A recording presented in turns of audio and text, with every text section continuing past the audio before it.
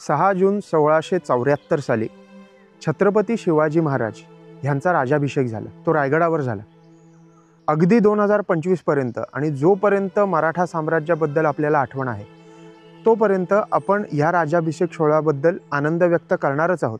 पण त्याबरोबर तो अतिशय जोमाने दरवर्षी जास्ती जोमात साजरा करणार आहोत। पण ह्या पूर्ण राज्याभिषेकाचा एक अविभाज्य भाग म्हणजे छत्रपती शिवाजी महाराजांची बिरुदावली। आणि ती बिरुदावली ही सुरू होते प्रौढ प्रताप पुरंदरपासून ते अगदी शिवाजी महाराज की जय। आता पूर्ण ह्या बिरुदावलीत अनेक वेगवेगळे शब्द, अनेक वेगवेगळ्या उपाध्या आपण शिवाजी महाराजांना दिलेल्या आहेत। आता त्या उपाध्या यांचा एक विशिष्ट प्रत्येकाचा वेगळा अर्थ आहे। तो अर्थ काय आज आपण या व्हिडिओमध्ये बघणार आहोत। नमस्कार, मी राधेय अँड वेलकम टू इतिहास मॅटर्स।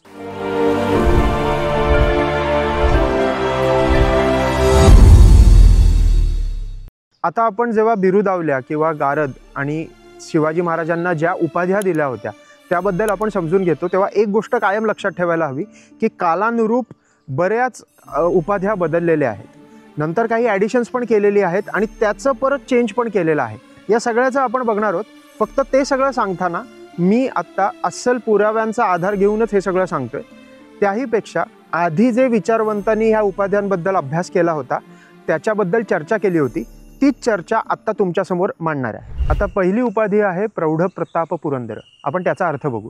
ह्याच्यात पहिलं सांगायचं झालं तर प्रौढ हा पहिला शब्द आहे। प्रौढ म्हणजे इथे अर्थ होतो अतिशय उत्तम पराक्रम गाजवलेला, असा व्यक्ती ज्याने खूप पराक्रम गाजवलेला आहे, अनेक लोकांना गारद केलेला आहे, त्याबरोबर आपलं साम्राज्य स्थापन करण्यासाठी प्रचंड कष्ट घेऊन त्यांनी ही उपाधी मिळवलेली आहे।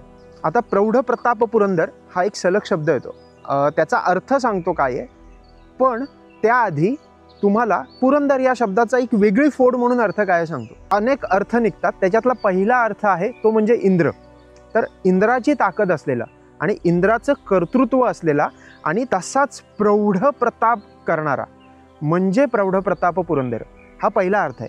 दुसरा अर्थ असा आहे की तेव्हाची जी मुघलांची किंवा आदिलशाहीची खूप मोठी ठिकाणं होती, त्याच्यात बुऱ्हाणपूर होतं, त्याच्यात सुरत होतं, तर ही सगळी पुरे किंवा नगरे उद्ध्वस्त करणारा व्यक्ती म्हणून पुरंदर। आणि त्याबरोबर आपल्याला एक फार ऐतिहासिक सुसूत्रता दिसते ह्याच्यात।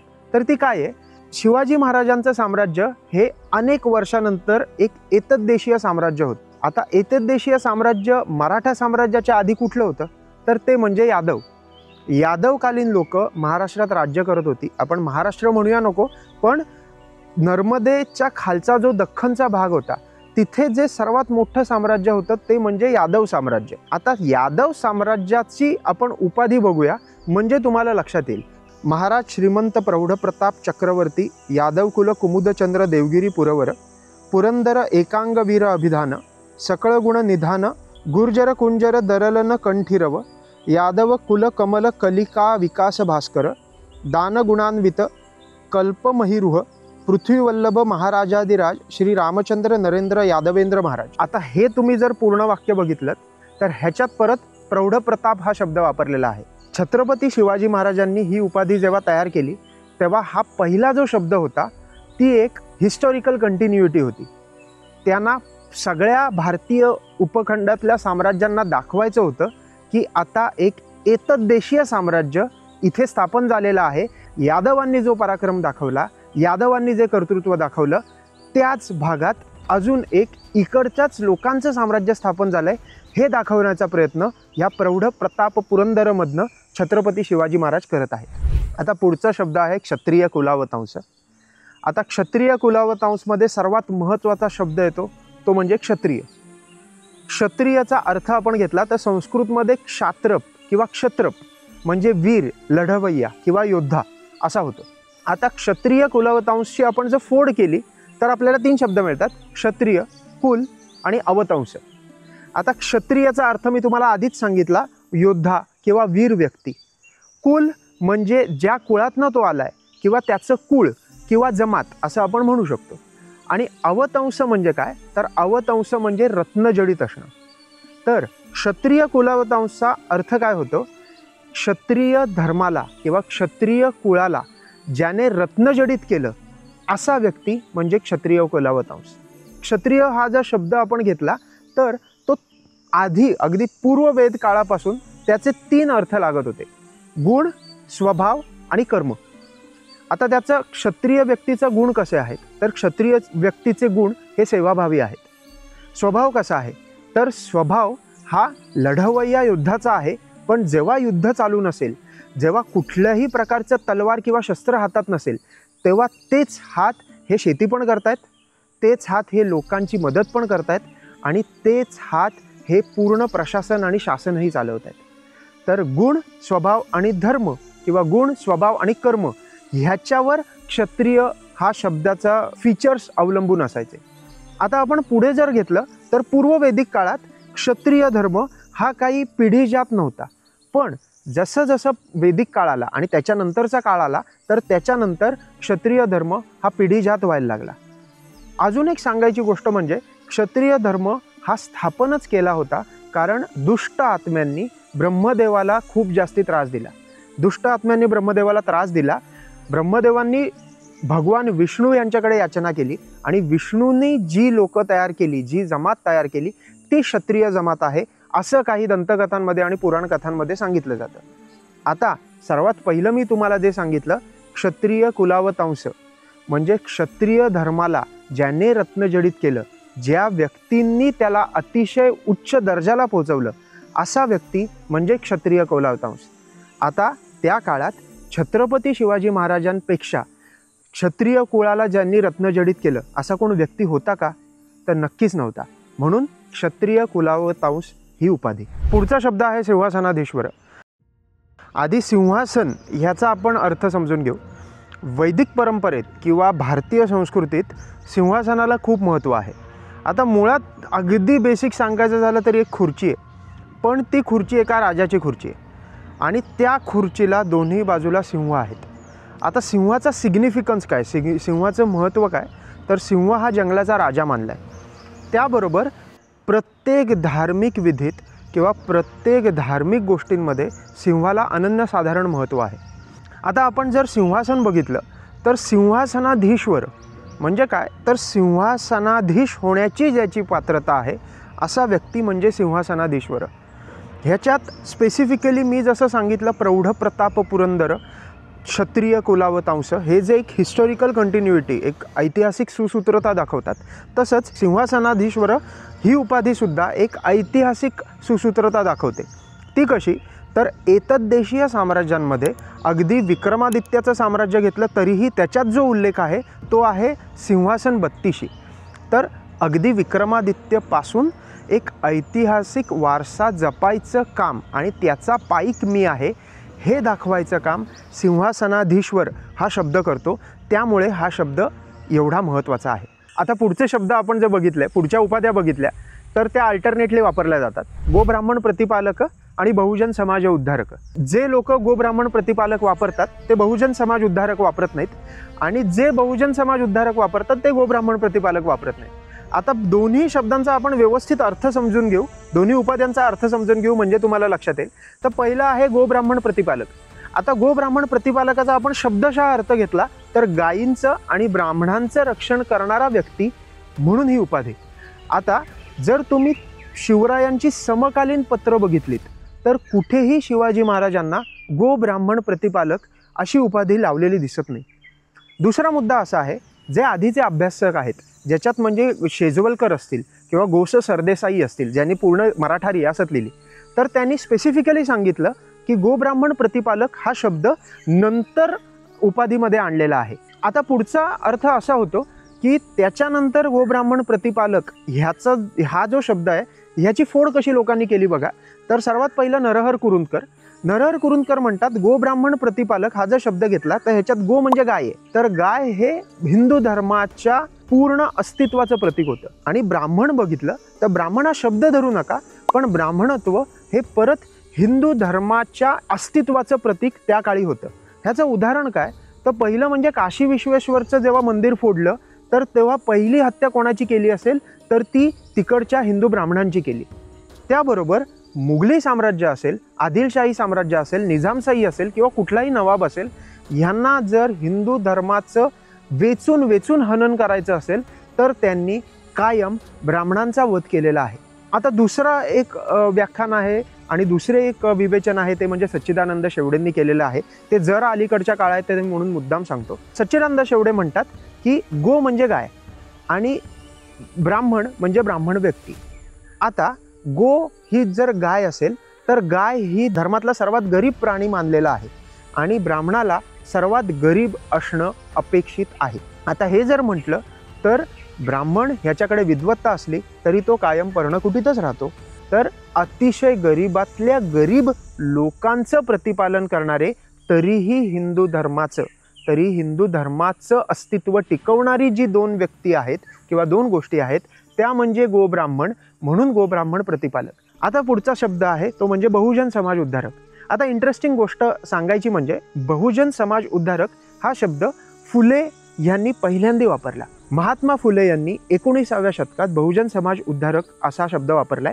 आता बहुजन हा शब्द काय आहे, परफेक्ट अर्थ होतो अनेक प्रकारची लोक, अनेक जातीची लोक. आता त्या काळात आपण जर बघितलं तर अनेक प्रकारची लोक, अनेक जातीची लोक, तर त्याच्यात विशिष्ट प्रकारे सांगायचं म्हणजे 18 पगड जाती ज्यांना आधीपासून दुर्लक्षित केलं होतं त्या जाती म्हणजे बहुजन समाज. आत्ताच्या राजकारणात सुद्धा हाच शब्द बहुजन समाजाला वापरला गेलेला आहे. आता बहुजन समाज उद्धारक हा शब्द आधी महात्मा फुलेने वापरला, नंतर शाहू महाराजांनी पण तो वापरलाय आणि त्याच्यानंतर आंबेडकरांनी अनेक पुस्तकात तो उचलून धरलेला आहे. विशेष गोष्ट म्हणजे हा शब्द सुद्धा योग्य आहे. 21व्या शतकात जर छत्रपती शिवाजी महाराजांचं रिओरिएंटेशन करायचं झालं, त्यांच्या स्वराज्याची व्याख्या आपल्याला व्यापक 21व्या शतकात लोकशाही प्रदेशात करायची झाली तर 100% गोब्राह्मण प्रतिपालकपेक्षा बहुजन समाज उद्धारक हा शब्द योग्य ठरतो. जी प्रचंड प्रमाणात किंवा ज्यांची लोकसंख्या जास्ती आहे अशा लोकांचं राज्य असणं अपेक्षित आहे. त्यामुळे बहुजन समाज उद्धारक हा जास्ती योग्य प्रकारे शब्द आपण किंवा उपाधी आपण वापरली असं म्हणू शकतो. पण तेव्हाची जर आपण उपाधी ठरवली किंवा तेव्हाची जर आपण पूर्णपणे एक बिरुदावली समजली तर त्याच्यात बहुजन समाज उद्धारक असा शब्द येणं शक्यच नाही आहे. कारण बहुजन हा शब्दच साधारण 19व्या शतकात किंवा 20व्या शतकात रूढ झालेला आहे. आता पुढचा शब्द आहे तो म्हणजे हिंदवी स्वराज्य संस्थापक. आता मी मुद्दाम म्हणतोय हिंदवी स्वराज्य संस्थापक. आता ह्याच्यात पहिलं तर स्वराज्याचा फोड करू. स्वराज्य म्हणजे स्वतःचं राज्य, हे राज्य व्हावे ही तो श्रींची इच्छा असं आपण शिवाजी महाराजांनी अनेक ठिकाणी म्हटलं, असा आपण उल्लेख आपल्याला सापडतात. संस्थापक म्हणजे ज्यांनी सुरू केलं किंवा स्थापना केली असा व्यक्ती. आता हिंदवी हा शब्द अनेक ठिकाणी 21व्या शतकात आणि खास करून 1950 नंतर म्हणजे जेव्हापासून स्वतंत्र भारत झाला तेव्हापासून हिंदवी हा शब्द काढलेला आहे. तर आता बेसिकली हिंदवी या शब्दाचा अर्थ सांगू. हिंदवी ह्याच्यात हिंद हा शब्द येतो. आपण जर पुराण काळात बघितलं, सिंधू, झेलम, चेनाब, रवी, बियास, सतलज आणि सरस्वती ह्या ज्या 7 नद्या होत्या त्यांच्या पलीकडचा जो प्रांत होता तिथे एक खूप मोठं साम्राज्य होतं आणि त्यांचा राजा होता भरत. आता भरत राजा ह्याच्यावरनच भारत शब्द आलाय असंही म्हणतात. त्याबरोबर त्याच्यातली सर्वात मोठी नदी आणि सर्वात महत्त्वाची नदी होती जी म्हणजे सिंधू. त्या सिंधूचा अपभ्रंश होऊन हिंदू हा शब्द आलाय आणि त्याच्या पलीकडची जी लोकं होती ती लोकं म्हणजे हिंदू असं बरेच ठिकाणी आपल्याला उल्लेख सरळ सोट सापडतात. आता हिंदू ही परंपरा होती. बाहेरच्या लोकांसाठी इकडचे लोक, एतद्देशीय लोक हे हिंदू संस्कृतीतले किंवा हिंदू परंपरेतले होते. त्याबरोबर इकडच्या लोकांनी सुद्धा आपली एक आयडेंटिटी हिंदू म्हणून वापरायला सुरुवात केली. त्यामुळे हिंदुस्तान हा शब्द अनेक ठिकाणी रूढ झाला आणि भारत आणि हिंदुस्तान असे शब्द एक आलटून पालटून वापरण्यात आले. 20व्या आणि 21व्या शतकात आपण जर बघितलं तर हा अचानक शब्द शांतपणे काढण्यात आला. याचं कारण काय आहे, त्याचा दोष आपण मार्क्सला देऊ शकतो. मार्क्सने religion is the opium of masses असं म्हटलं, धर्म ही अफूची गोळी आहे असं म्हटलं. आणि धर्माची ही अफूची गोळी आहे म्हटल्यावर भारतातले जे टिपिकल ब्रिटिश लोकांचं शिक्षण घेऊन आलेली लोकं होती आणि ब्रिटिश साम्राज्यच सुंदर आहे आणि त्यांनी आपल्याला संस्कृती दिली ही म्हणणारी जी लोकं होती त्यांना अचानक उपरोक्ती झाली की हिंदू हा शब्द हा धर्माशी निगडीत आहे आणि आपण तो वापरला नाही पाहिजे. आणि त्याचं एक विकृत रूप हळूहळू होत गेलं. ते म्हणजे कम्युनिस्ट परंपरेत आणि समाजवादी परंपरेत फार छोट्या छोट्या पण महत्त्वाच्या पॉकेट्समध्ये दिसतं. ते काय आहे तर पहिलं म्हणजे कम्युनिस्ट लोक, भारतातली कम्युनिस्ट ही फक्त त्यांच्या आयडिओलॉजीशी लॉयल राहील. त्यांनी त्यांची आयडिओलॉजी भारतापेक्षा मोठी मानली. भारतातल्या लोकांचा त्यांनी वापर केला ती आयडिओलॉजी मोठी करायला. आणि हे आपल्याला कायम दिसतं. त्यामुळे सोशलिझम किंवा टिपिकल समाजवादी विचारधारणेची जी परंपरा होती त्या परंपरेतनं हिंदूंनी आपलं हिंदुत्व जपायचा प्रयत्न केला. आपण हिंदू आहोत हे सांगायचा प्रयत्न केला की ते धर्मांध, ही एक घाणेरडी वाटचाल सुरू झाली. पण तेच इतर कुठल्याही धर्मांनी आपला धर्म पाळला तर ते फार धर्माचे उपासक आणि परंपरा जपणारी लोक, अशी एक व्याख्या सुरू झाली. ही जी सगळी परंपरा आहे त्यातनं स्वराज्य संस्थापक किंवा हिंदवी स्वराज्य संस्थापक, ह्यातला हिंदवी हा शब्द काढायचा आणि स्वराज्य संस्थापक हे वापरायचं. पंडित जवाहरलाल नेहरू जे पहिले पंतप्रधान होते, त्यांनी ग्लिम्सेस ऑफ वर्ल्ड हिस्ट्री आणि डिस्कवरी ऑफ इंडिया ह्याच्यात मला माझ्या संस्कृतीचा प्रचंड अभिमान आहे आणि ती संस्कृती अतिशय सहिष्णू आहे ह्याचा मला, आणि त्या संस्कृतीचा मी पाईक आहे ह्याचा मला अभिमान वाटतो, असं कोणी म्हटलं आहे? असं स्वतः पंडित जवाहरलाल नेहरूंनी म्हटलेलं आहे. आता आपण महात्मा गांधी बघू. 1909 साली त्यांनी जे पुस्तक छापलं त्या पुस्तकात भारतीय परंपरेतल्या लोकांनी कसं राहावं, भारतीय परंपरेतल्या लोकांनी कसं आचरण करावं ह्याचं त्यांनी पुस्तक लिहिलं आणि त्याच्यात एक शब्द होता, तो म्हणजे हिंद स्वराज्य. त्या पुस्तकाचं नावच आहे हिंद स्वराज्य. मग हिंद हा शब्द त्यांना नाही चुकला किंवा त्यांना काहीतरी त्यातनं फार वावगं वाटलं नाही. त्याबरोबर अगदी चला आपण तेव्हाचं म्हणू 21व्या शतकात जेव्हा शशी थरूर सारखा व्यक्ती कुठलं तरी एक पुस्तक लिहायचं म्हणतो आणि तो आत्ताचा जो टिपिकल त्यांना चुकीचा वाटत असलेला जो एक हिंदुत्ववाद BJPने आणलेला आहे तो खोडून काढण्यासाठी त्यांनी जे पुस्तक लिहिलं त्या पुस्तकाचं नाव सुद्धा आहे why I am a Hindu. मग हिंदू हा शब्द अनेक लोकांनी वापरलेला आहे आणि अनेक लोकांनी छान प्रकारे वापरलेला आहे. त्यामुळे छत्रपती शिवाजी महाराजांचं स्वराज्य हे हिंदवी स्वराज्य होतं आणि त्यामुळे छत्रपती शिवाजी महाराज हे हिंदवी स्वराज्य संस्थापक होते हे 100%. आणि ही उपाधी बाकी कुठलीही उपाधी नाही वापरली तरी वापरायलाच हवी, हे अगदी खरं आहे. पुढचा शब्द आहे महाराजाधिराज महाराज. आता महाराज हा शब्द अनेक लोकांना वापरला जातो, अनेक तेव्हाच्या साम्राज्यांना महाराजा शब्द आपल्याला वापरलेला दिसतोय. महाराजाधिराज याचा अर्थ काय तर अनेक महाराजांवर ज्यांनी मनापासून अधिराज्य गाजवलं, अनेक राजांनी ज्या व्यक्तीला आपला महाराज मानलंय तो महाराज म्हणजे छत्रपती शिवाजी. तर छत्रपती शिवाजी महाराजांना महाराजाधिराज ही पदवी 100% खरी आहे आणि त्याच्यातली अनेक उदाहरणं आहेत. त्यातलं सर्वात छान उदाहरण म्हणजे छत्रसाल बुंदेला. तर छत्रसाल बुंदेलांनी सुद्धा महाराजांकडे येऊन मला तुमच्याकडे चाकरी करायची असं सांगितलं. छत्रपती शिवाजी महाराजांनी त्यांना सांगितलं की तुम्ही तुमच्या बुंदेलखंडमध्ये स्वतःचं राज्य स्थापन करा आणि तिथे तुम्ही मुघलांविरुद्ध लढा. ही प्रेरणा छत्रपती शिवाजी महाराजांनी छत्रसाल बुंदेलांना दिलेली आहे. त्याहीपेक्षा जास्ती लाचित बोरफुकन नावाचा एक आसाममध्ये मोठा जनरल होऊन गेला, तर त्यांचा पत्रव्यवहार आसाममधनं मराठा साम्राज्याशी चालू होता असेही उल्लेख आहेत. त्याला सुद्धा प्रेरणा छत्रपती शिवाजी महाराजांनी दिलेली आहे. म्हणजे अनेक राजांना मनापासून जो व्यक्ती महाराज वाटतो ते छत्रपती शिवाजी महाराज म्हणजे महाराजाधिराज, म्हणून हा शब्द. आता छत्रपती हा शब्द म्हणजे तुम्ही जर पूर्ण राज्याभिषेक सोहळा बघितलात तर वरती तुम्हाला एक छत्र टांगलेलं दिसतं, एक छत्र वरती असतं. तर छत्र ह्याचा अर्थ काय तर असा व्यक्ती ज्याला देवांनी छत्र पुरवलेलं आहे आणि त्याबरोबर त्या लायकीचा, त्या कर्तृत्वाचा, त्या पात्रतेचा तो व्यक्ती आहे म्हणजे तो छत्रपती आहे. आणि म्हणून छत्रपती शिवाजी महाराजांना छत्रपती ही उपाधी मुद्दाम वापरलेली आहे. आता हा सगळा झाला उपाधीचा, बिरुदावली काय होती त्याचा प्रत्येकाचा अर्थ, हा विषय.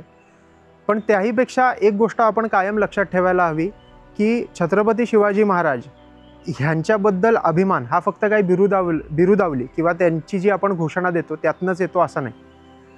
छत्रपती शिवाजी महाराजांबद्दल अभिमान हा वेगवेगळ्या प्रकारे वेगवेगळे लोक आपल्या परीने दर्शवत असतात. ह्याचंच उदाहरण काय तर जे अभ्यासक आहेत ते किल्ल्यांवर आडरानात जाऊन अनेक शोध लावून छत्रपती शिवाजी महाराजांचं महात्म्य जेव्हा पुस्तकातून सांगतात ते त्यांचं शिवाजी महाराजांबद्दलचं प्रेमच दर्शवत असतं. त्याहीपेक्षा जास्ती अशी लोक असतात की ती छत्रपती शिवाजी महाराजांच्या काळातली शस्त्रविद्या शिकत असतात. ती शस्त्रविद्या शिकून जेव्हा ते अनेक लोकांना ती दर्शवायचा प्रयत्न करतात आणि अनेक लोकांना शिकवतात तेव्हा त्या प्रकारे ते छत्रपती शिवाजी महाराजांचा अभिमानच दर्शवत असतात. त्याहीपेक्षा आपल्यासारखी लोक जे यूट्यूब व्हिडिओज करतात किंवा ऑडिओ व्हिज्युअल माध्यमाने छत्रपती शिवाजी महाराजांचं महात्म्य सांगण्याचा प्रयत्न करतात ते सुद्धा अशाच प्रकारे शिवाजी महाराजांचा अभिमान आणि शिवाजी महाराजांबद्दल आणि मराठा साम्राज्याबद्दल प्रेम सगळ्या लोकांपर्यंत दर्शवत असतात. आणि एक गोष्ट मुद्दाम इथे सांगतो, तुम्हाला कदाचित ह्यातल्या काही उपाध्या आवडल्या नसतील, तुम्हाला काही उपाध्या पटल्या नसतील, त्याहीपेक्षा जास्ती तुम्हाला जर अजून ह्याच्यापेक्षा जास्ती कुठल्या उपाध्या माहिती आहेत ते तुम्हाला सांगायचे असतील तर कमेंट सेक्शनमध्ये नक्की सांगा. पण एक गोष्ट कायम लक्षात ठेवा, घोषणेसाठी महाराज नाही आहेत, छत्रपती शिवाजी महाराजांसाठी घोषणा आहे. तुम्हाला हा व्हिडिओ आवडला असेल तर लाईक करा, शेअर करा, सबस्क्राईब करा आणि अजिबात विसरू नका, इतिहास मॅटर्स.